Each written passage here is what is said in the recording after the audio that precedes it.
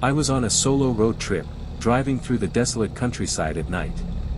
The moon was hidden behind thick clouds, casting an eerie darkness over the landscape. The only source of light was my headlights, cutting through the darkness and illuminating the road ahead. As I drove further into the night, I began to feel a growing sense of unease. The road seemed endless, with no signs of civilization in sight.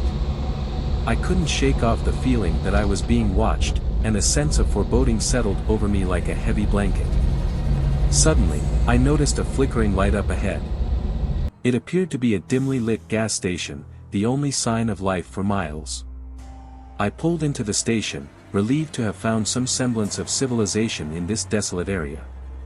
As I parked my car, I noticed that the gas station seemed deserted. The windows were dirty and covered with grime, and the whole place had an abandoned feel to it. I hesitated for a moment, but my gas tank was running dangerously low, and I had no other choice but to refuel here. I stepped out of my car cautiously, feeling a chill run down my spine. The air was thick with silence, and the only sound was the faint hum of the gas pump as I filled up my tank. I glanced around, but there was no sign of anyone around. As I was about to finish refueling, I noticed movement out of the corner of my eye. I turned around quickly, but there was no one there. I brushed it off as my imagination playing tricks on me in the darkness, but my unease grew stronger. I decided to go inside the gas station to pay for the gas and use the restroom before continuing my journey. The door creaked loudly as I pushed it open, and I was met with a musty smell that made me wrinkle my nose. The interior of the gas station was dimly lit, with flickering fluorescent lights casting eerie shadows on the walls. The shelves were mostly empty, covered in a thick layer of dust. I called out, but there was no response. As I made my way to the counter, I noticed a door behind the counter that was slightly ajar. I peered inside and saw a flickering light coming from a back room. My curiosity got the better of me, and I cautiously pushed the door open. What I saw inside made my blood run cold. The room was filled with monitors displaying live surveillance footage of the gas station and the surrounding area. It was apparent that someone had been monitoring the gas station, and I couldn't shake off the feeling that I was being watched. Before I could react, I heard footsteps behind me. I turned around and saw a shadowy figure standing in the doorway, wearing a hoodie and a mask. My heart pounded in my chest as I stumbled back, but the figure lunged towards me. I sprinted out of the gas station, my adrenaline pumping. I didn't look back, but I could hear footsteps following closely behind me. I jumped into my car and peeled out of the gas station, speeding down the road as fast as I could. I glanced in my rearview mirror and saw the masked figure chasing after me, their form illuminated by the headlights of my car. Panic set in as I realized that I was being pursued, and I had no idea who these people were or what they wanted from me. I drove for what felt like an eternity, my mind racing with fear and confusion. I was in the middle of nowhere, with no cell phone reception and no other cars on the road. My only option was to keep driving and hope that I could outrun my pursuers. As I approached a bend in the road, I suddenly saw a pair of headlights coming towards me. I honked my horn and flashed my lights, desperately signaling for help. The other vehicle pulled over, and I swerved my car to a stop beside it. A kind-looking elderly couple stepped out of the car, and I quickly explained the situation to them, breathless and frantic. They listened intently, their eyes wide with concern. The masked figure was still in pursuit, closing in on us fast. Without hesitation, the couple offered to help me. The husband, who was a retired police officer, grabbed a baseball bat from their trunk, while the wife got behind the wheel of their car. They instructed me to get in, and we took off, leaving my car behind.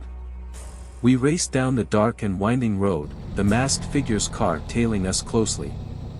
The elderly couple's car was faster and more maneuverable, but the pursuers were relentless, swerving and attempting to run us off the road. The husband, armed with the baseball bat, leaned out of the window and swung at the masked figure's car, trying to fend them off. But they were determined, and the chase continued for what felt like an eternity. It was a heart-pounding game of cat and mouse, with our lives hanging in the balance. As we approached a bridge over a river, the masked figure's car rammed into the back of the elderly couple's car, causing them to lose control. We spun out of control and crashed into the bridge's railing, teetering dangerously close to the edge. With adrenaline pumping through my veins, I crawled out of the car, narrowly avoiding the masked figure's grasp. The husband, despite being injured, managed to swing his baseball bat at the masked figure, forcing them to back off momentarily.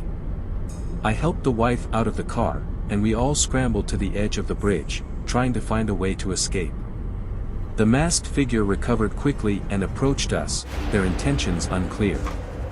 Just as things seemed dire, we heard sirens in the distance. The masked figure panicked and fled, disappearing into the darkness. The police arrived on the scene, and we explained everything to them. They conducted a search of the gas station and found evidence of illegal activities, including a hidden stash of drugs. It turned out that the masked figure and their accomplices were involved in a criminal operation, using the abandoned gas station as a base for their illegal activities.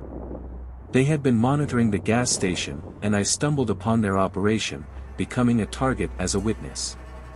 Thanks to the bravery and quick thinking of the elderly couple, we managed to escape the dangerous situation.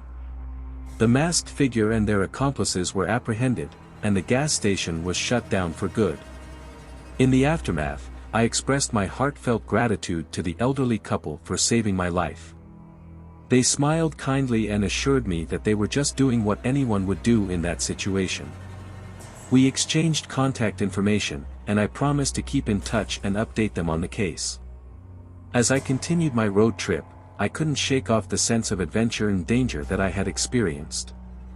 It was a night I would never forget, a thrilling and terrifying ordeal that had tested my courage and resilience.